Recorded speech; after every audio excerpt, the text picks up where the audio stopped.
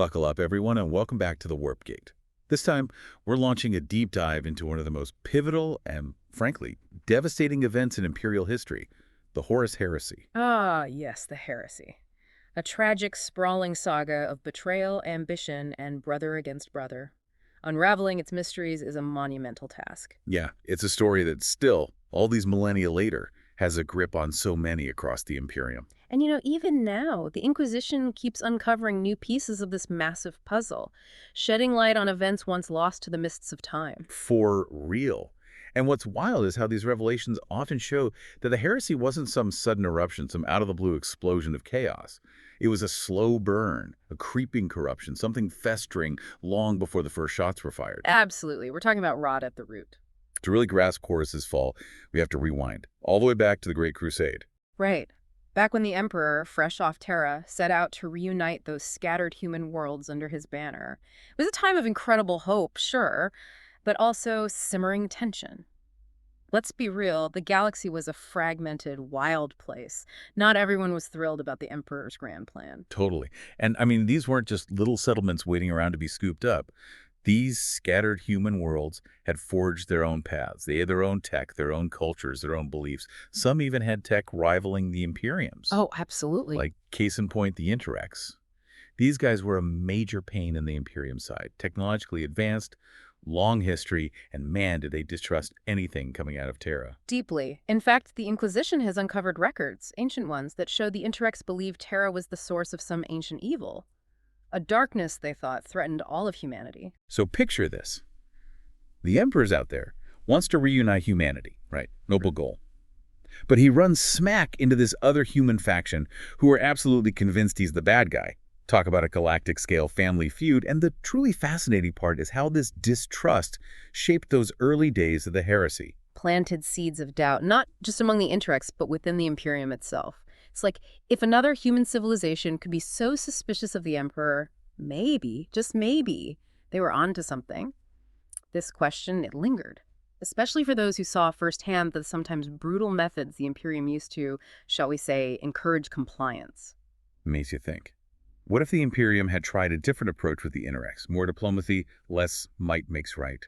Could the heresy have been avoided? Or was this clash of ideologies destined to erupt into war no matter what? Historians and inquisitors still debate this, but what we do know is the Interrex's distrust, combined with that growing unrest within the Imperium, created a fertile ground for chaos to take root. And those seeds, they found purchase in the hearts of some of the Emperor's most trusted sons.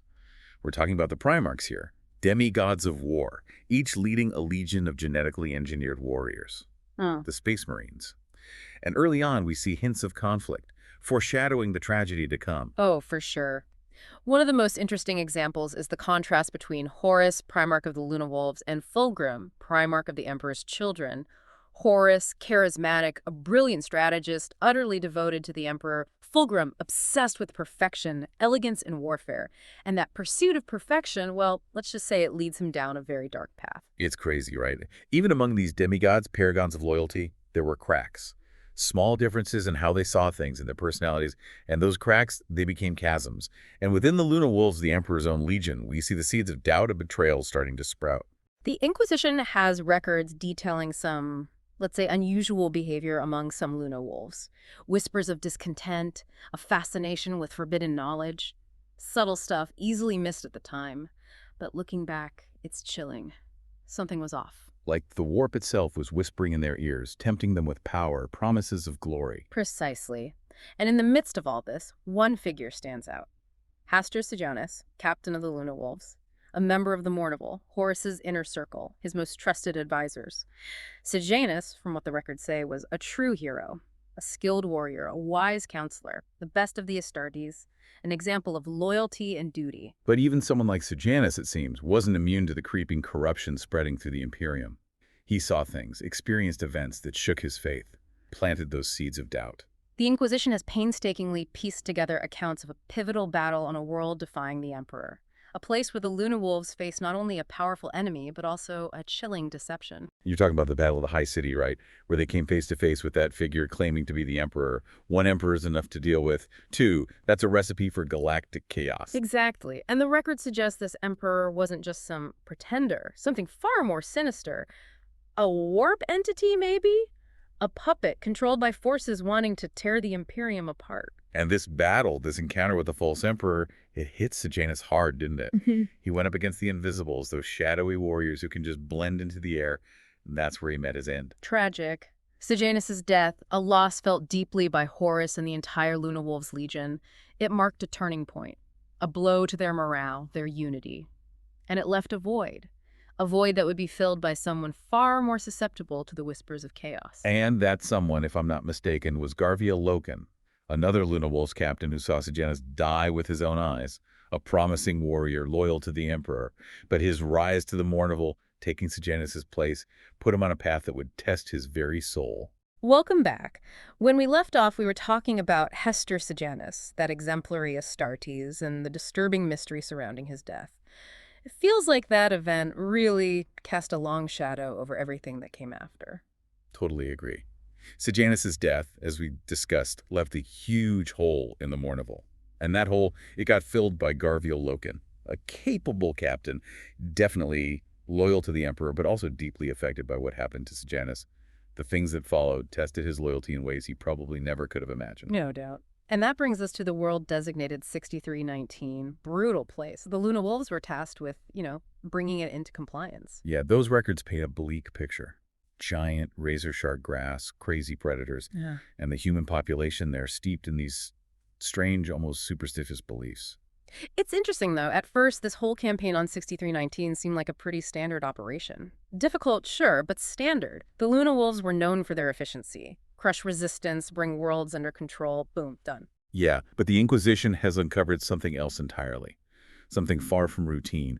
Reports of weird occurrences, unseen forces at play, and this growing sense of unease among the Luna Wolves themselves, like the planet was fighting back somehow. Yeah, fighting back. And Loken, now part of the Mournival, he's dealing with the enemy on 6319, but he's also seeing these unsettling changes within his own legion, this subtle but undeniable darkness. Right, like a creeping infection.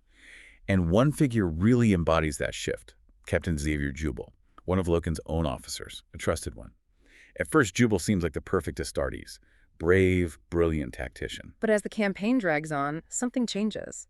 His behavior gets more erratic. He becomes obsessed with these whispers the enemy keeps talking about. Whispers about Samus. Samus. Chilling. The inquisitorial records hint that it wasn't just a name, it was more like a symbol, maybe even an entity. This thing representing the encroaching darkness, the insidious whispers of chaos getting a foothold in the minds of the Luna Wolves. A foothold, yeah. And Jubal's descent into madness is truly disturbing. Paranoia, visions. Then he snaps, turns on his own brothers, murders them in cold blood. It's a complete betrayal, a violation of everything the Astartes stand for. Totally. And it sends shockwaves through the Luna Wolves. Loken's devastated. How could one of his own, someone he trusted, do something so horrific? It shakes him to his core, makes him question everything. And what's even more disturbing is how the Luna Wolves, especially the Mournival, try to cover it up. They make it look like Jubal died in battle, a necessary sacrifice. But that deception, that willingness to bury the truth, that speaks volumes about the corruption taking hold. Oh, absolutely. It's a clear sign that the Luna Wolves are no longer this unbreakable brotherhood. They're fractured. Seeds of doubt and suspicion have been sown. And this whole thing on 6319, this isolated incident of madness and betrayal, it foreshadows the even bigger tragedy that's coming. It's like a miniature version of the heresy itself. Right. All right. The lines between loyalty and betrayal, duty and ambition, it all gets blurred. Makes you wonder if Jubal's fall was truly isolated or a symptom of a much deeper problem within the Imperium itself. Big question. A haunting one for sure. So we've got this internal rot happening. But let's shift gears for a bit and look at another front in the Great Crusade. A campaign that really highlights the growing tension and rivalry brewing within the Imperium. The disastrous campaign on the world of murder. Murder. Yeah, the name kind of says it all. A world consumed by violence, steeped in despair, ferocious shield storms, horrifying creatures called megarachnids, a place where even the most hardened warriors could meet a gruesome end. No kidding. The records talk about a Blood Angels force led by Captain Frome, trapped on murder. Their comms cut off. Nobody knows what happened to them. The Blood Angels, known for their courage, their nobility, they were completely outmatched. Yeah, the megarachnids, from the descriptions we have, they were the stuff of nightmares. Huge, spider-like creatures, a terrifying blend of organic and machine, fast, relentless, almost unstoppable. The Imperium had to scramble other legions, including the Emperor's Children and the Luna Wolves, to mount a rescue operation. A desperate attempt to save any surviving Blood Angels and salvage something, anything, from this disaster. But this campaign on murder, even with reinforcements, it was a mess. The Emperor's Children, under Lord Eidolon's command, saw it as a chance to prove themselves, to outshine the Blood Angels, even in the face of this terrible defeat. Eidolon, a figure obsessed with perfection in warfare, a stark contrast to the stoic determination of the Blood Angels. He saw this whole campaign as a stage to show off his Legion skills, to add another trophy to their collection. And that obsession with glory, that need to be the best, it led to some terrible choices. Eidolon ignored the risks, threw his forces into the meat grinder. Company after company sent into the heart of those storms, just vanishing. A costly and ultimately pointless strategy. Really shows Eidolon's arrogance and the Emperor's Children's growing sense of superiority. They truly believed they were the Emperor's finest, the pinnacle of the Astartes. And that belief blinded them. Absolutely blinded them. Then the Luna Wolves, led by Horus himself, arrived. Their job: bring order to the chaos, rescue any Blood Angels who might still be alive. What they found was a scene of utter devastation. Grim. It showed the megarachnid's power and the Emperor's Children's mistakes in all their horrifying glory. But what's interesting is how Horus handled things. He didn't just charge in like Eidolon. He was cautious. He assessed the situation. A subtle but important difference. Even this early on, Horus was showing that strategic genius that set him apart. He knew victory wasn't just about brute force. It was about planning, about adapting. Exactly. And the records show a real tension between Horus and Eidolon during this campaign. A clash of personalities, of philosophies, a reflection of the growing divide within the Imperium itself. Like a little preview of the heresy to come, almost like those seeds of rebellion were just waiting for the right moment to bloom. Anyway, the Luna Wolves, through a combination of skill and sheer grit, managed to locate a small group of surviving Blood Angels, led by Captain Saul Tarvitz, a guy who really embodied the loyalty and resilience of his legion. This rescue mission, it was a desperate fight. The Luna Wolves, led by Captain Torgodden, one of the Mournival, they cut their way through those megarachnid hordes, faced down horrors that would break lesser warriors. They got those Blood Angels out. A hard-won victory for sure, a testament to the Luna Wolves' courage, their determination. But it also exposed the widening gap between the legions, those seeds of distrust and resentment that would eventually erupt into full-blown betrayal. And in the background of all this, we still have that unsettling mystery. The Whispers of Samus, the name that drove Jubal mad. Was it just in his head? Or was it something more? A manifestation of chaos itself, whispering its temptations. Yeah. A question to ponder. And it's a good place to leave off for now. Next time, we're going to dive into the Imperium's encounter with the Interrex, a confrontation with huge consequences that push the galaxy even closer to the brink of total war. Welcome back to the Warp Gate. We've covered the tensions bubbling up during the Great Crusade, seen the rot setting in within the Luna Wolves, and now we get to this pivotal moment, a confrontation that would shake the Imperium to its very core. The encounter with the Interrex. Yeah. And remember, we're not talking about some primitive human civilization here. These were a technologically advanced people with a deep distrust of Terra.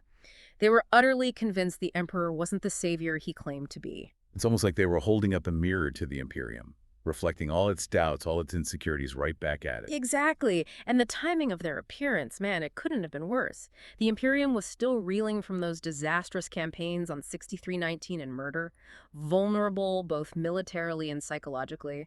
And then these sophisticated, enigmatic aliens show up with a whole list of accusations, questioning the very foundations of the Great Crusade. Talk about throwing gasoline on a fire. They didn't just come with words, though. The Interrex had tech that matched, sometimes even surpassed, the Imperium's. Weapons that could tear starships apart, silent projectiles that could pierce the thickest armor. And their warriors, they moved with this chilling grace, this lethality. It must have been a shock to the Imperium. Used to being the big dog, the top force in the galaxy. Suddenly they're facing someone who can push back, like realizing you're not the biggest fish in the pond anymore. The inquisitorial records talk about a tense standoff. The Interrex fleet, they just appear out of nowhere, demanding answers from Horus himself. They'd been watching the Imperium, monitoring their every move, and let's just say they weren't impressed. And it wasn't just the conquering that bothered them. They saw the Imperium's strict hierarchy, the way it squashed individual freedom, as a form of tyranny, a betrayal of everything it meant to be human. Horus, known for being this charismatic leader, the guy who could inspire unwavering loyalty, suddenly he's on the back foot, trying to justify the Imperium's actions to these skeptical, judging eyes. Can you imagine being in Horus's shoes? You've dedicated your life to the Emperor's vision. You believe in this mission of unification. And then, bam, you're hit with this totally different perspective, a view that challenges everything you hold dear. It was a turning point for Horus, for sure. A seed of doubt planted, taking root. Those Interrex accusations, their unshakable belief in the darkness at the heart of Terra, it resonated with the unease that was already growing inside him. And don't forget, this was also a time when the whispers of chaos were getting louder, more insistent. The warp was in turmoil, its influence seeping into the hearts of even the most dedicated warriors. Right. The arrival of the Interrex, it was like a catalyst, a spark that ignited the tinderbox of doubt and ambition within the Imperium. And even within the Imperium, some were sympathetic to the Interrex's concerns. Loken, remember, he'd already seen the darkness firsthand on 6319. Now he's questioning the whole purpose of the Great Crusade. Others, like First Captain Abaddon, they saw the Interrex as a straight-up threat, an obstacle in the Emperor's grand plan.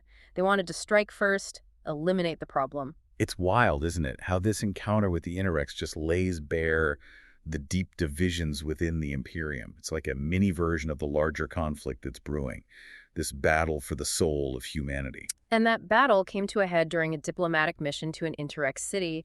The exact details are murky, lost to the fog of war and conflicting accounts, but the outcome was devastating. The Inquisition has managed to piece together bits and pieces, whispers, heavily redacted reports, but the picture they paint is one of chaos and betrayal. Interrex warriors, armed with those silent, deadly weapons, they ambushed Horus and his retinue. It was a calculated attack, a strike at the very heart of the Imperium's leadership. The Luna Wolves, caught completely off guard, they fought back to protect their Primarch, but the losses were heavy. Trusted advisors, veterans, they all fell to the Interrex onslaught. Horus himself, he was critically wounded, his body ravaged by the Interrex weapons, his spirit shattered by the betrayal, a wound that would never truly heal, a scar, both physical and emotional. This attack, it destroyed any hope of peace between the Imperium and the Interrex. It pushed Horus, already teetering on the edge, further down that dark path. The Interrex, they claimed it was a preemptive strike, self-defense against an aggressive, domineering force. But the Imperium saw it as an act of treachery, one that demanded a response. The seeds of war were sown, and the galaxy would pay the price. The Imperium, wounded and betrayed, they retreated. Those dreams of unification shattered. The Great Crusade, once a symbol of hope, had become a nightmare of violence and bloodshed. And after this disastrous encounter, the whispers of chaos, they grew louder, more seductive. The warp sensed the Imperium's weakness, the infighting, and it reached out with its promises of power, of revenge. Horus, broken in body and spirit, poisoned by doubt and betrayal, he was vulnerable. Those seeds of chaos planted long ago, they began to take root, twisting his loyalty to the Emperor into something monstrous. And so, we find ourselves on the precipice of the Horus Heresy. The Imperium, once a beacon of hope, now fractured. Beset by enemies both within and without, the stage is set for a conflict that will consume the galaxy, a brother's betrayal that will echo throughout eternity. This deep dive is just a glimpse into the vast, complex story of the Horus Heresy. We've met the key players, seen those pivotal events, we've explored the currents of doubt and ambition that led to this galaxy-spanning war. But the heresy story isn't over. Its echoes ripple through the millennia. The Inquisition is still out there, uncovering new pieces of information, trying to understand the true depths of this tragedy, to learn from the past, to protect the Imperium from the ever-present threat of chaos. We encourage you, our listeners, to continue your own exploration of this pivotal moment in history.